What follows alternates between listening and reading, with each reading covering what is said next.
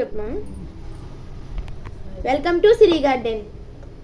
Hi friends. ఇవాళ మనం ఏంటంటే ఎగ్గులు ఏమీ లేకుండా వెజిటేరియన్స్ తినడానికి వీలుగా ఉండే కేక్ తయారు చేసుకుందామండి. అది కూడా ఏంటంటే బటర్తో చేసుకుందాము. కాజు కేక్ అండి, ఇది కాజు కేక్ చేసుకుందాము. ఇది వాల్నట్స్తో కూడా చేసుకోవచ్చు. మేమైతే కాజుస్ ఉన్నాయి కాబట్టి, అంటే కాజు అంటే జీడిపప్పు కదా, జీడిపప్పుతో చేసుకుంటున్నామండి. ఫస్ట్ ఏం చేయాలంటే మైదా ఒక 1/2 కేజీ తీసుకున్నామండి. మైదా దీంట్లోకి ఒక 1/2 కేజీ పౌడర్ షుగర్ అండి, 1/2 కేజీ చక్కెరని వేయాలండి. ఇప్పుడు మైదాలో చక్కెర పొడి వేసుకున్నాం కదా, 1/2 కేజీ మైదా 1/2 కేజీ జల్లించి వేసుకోవాలండి. అలాగే చక్కెరని మిక్సీ పెట్టాము. చక్కెర పొడి 1/2 కేజీ, ఇలాచి పొడి అండి, యాలక్కాయల పొడి వేసుకుందాము. ఈ తొక్కులు ఒక్కర్లేదు, తీసేసుకుంటే సరిపోతుంది. తొక్కులు తీసేద్దాం, కేక్ కదా. నెక్స్ట్ కలిపేసి ఈ కేకు మా పిల్లల చేత చేయిస్తున్నానండి. మా బాబు చేస్తున్నాడు కేక్. బాగా కలిపినానా. బటర్ అండి, వెన్న ఉంటుంది కదా, అమూల్ బటర్ తీసుకున్నాం మేము. ఏదైనా కంపెనీ పర్లేదు, మంచి ఫ్రెష్ బటర్ తీసుకొని నెయ్యి అయ్యేలా కరిగించవాకండి. జస్ట్ కరిగితే చాలు బటర్, కరిగిన వెన్న అండి వేసి బాగా కలుపుకోవాలి.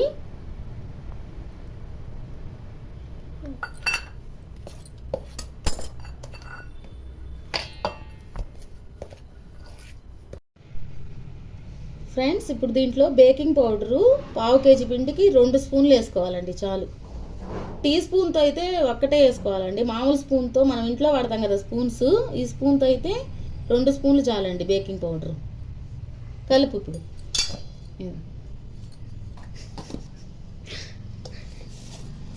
ఇప్పుడు మనము బేకింగ్ పౌడర్, బటర్ కలుపుకున్నాము, బేకింగ్ పౌడర్ కూడా వేసుకున్నాం కదా 2 స్పూన్లు.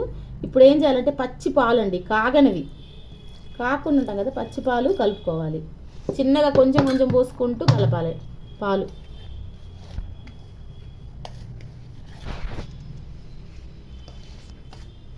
బటర్ రాసిన బేకింగ్ ట్రే, మనం ఒక బేకింగ్ ట్రేలో బటర్ రాసుకున్నామండి. ఇప్పుడు ఈ బ్యాటర్ అంతా పోయాలి.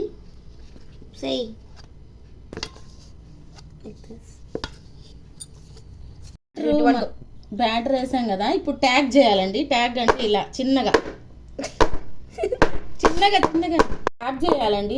ఈ ట్యాగ్ చేయడం వల్ల ఏంటంటే ఎయిర్ బబుల్స్ ఉంటాయి కదా, నీటి బుడగలు, ఆ గాలి పోకుండా ఉంటుంది. అప్పుడు కేక్ బాగా కుక్ అవుతుందండి మనకు. ఓకే అండి. మనం మందపాటి గిన్నె, మాకు కుక్కర్ గిన్నె ఉందండి, ఆ పాతది ఇప్పుడు వాడట్లేదు. ఆ గిన్నెలో ఇసుక పోసానండి, చూసారా ఇసుక. ఇలా ఇసుక పోసి మనం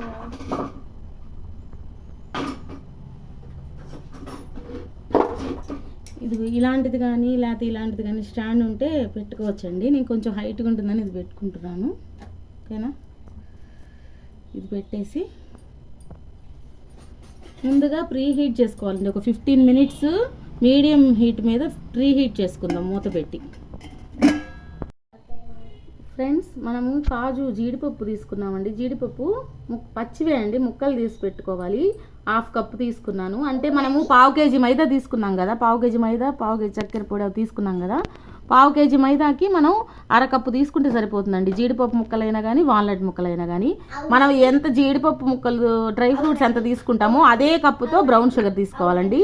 బ్రౌన్ పెట్టేసాం కదా, అది కేక్ బ్యాటర్ది. ఆ బౌల్ పెట్టేసిన తర్వాత ఇలా మూత పెట్టేసుకొని క్లోజ్ చేసుకొని ఒక 25 మినిట్స్ చూడాలండి. మ్యాక్సిమం 25 మినిట్స్, 30 ఓవెన్లో అయితే 25 మినిట్స్ పడుతుందండి. మనం విడిగా చేస్తున్నాం కదా, 25 మినిట్స్ తర్వాత ఎలా ఉందో ఒకసారి చెక్ చేసుకుందామండి. బాగా హీట్ ఎక్కిందండి. ఇప్పుడు ఏం చేయాలంటే ఈ బ్యాటర్ని ఇట్లా పెట్టుకోవాలి. ఓకేనా. ఇప్పుడు మూత పెట్టేసుకోవాలండి. ఓకే.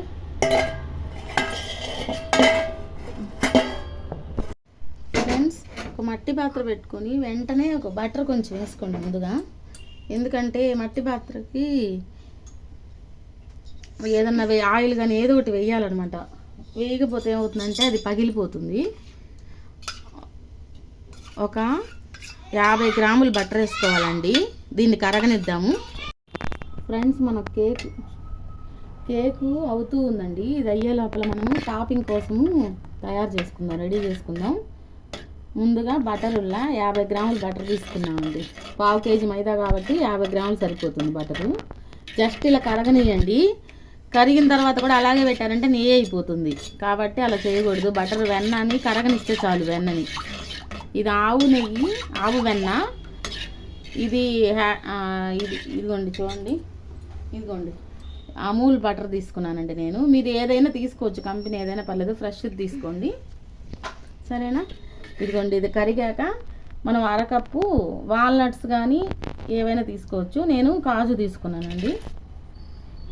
ఇది స్లో ఫ్లేమ్ మీద వేయించుకోవాలి. ఇప్పుడు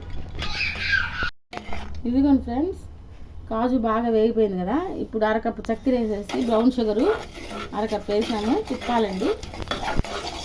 తర్వాత ఒక్క నిమిషం, 5 మినిట్స్ ఆగి 5 మినిట్స్ కరగనియండి.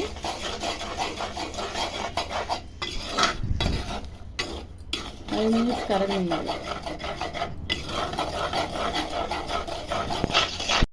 ఇప్పుడు అమూల్ ఫ్రెష్ క్రీమ్ ఉంది కదండి, అమూల్ ఫ్రెష్ క్రీమ్.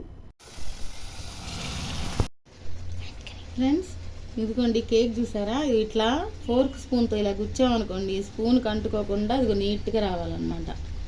అలా వస్తే కేక్ బేక్ అయినట్టు. ఇప్పుడు స్టవ్ ఆపేసి దీని మీద మనం తయారు చేసుకున్న టాపింగ్ వేద్దామండి. టాపింగ్ వేసి 5 మినిట్స్ మళ్ళీ బేక్ చేసుకోవాలి.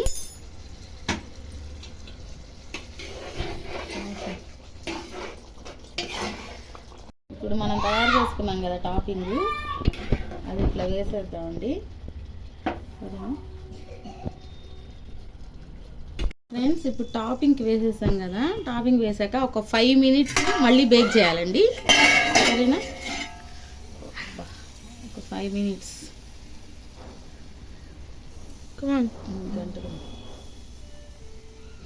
ఒక 5 మినిట్స్ మళ్ళీ బేక్ చేద్దామండి. ఫ్రెండ్స్, కేక్ రెడీ అయిపోయింది. ఇప్పుడు ఇది బాగా పూర్తిగా చల్లారనిచ్చాక డీమోల్డ్ చేయాలి.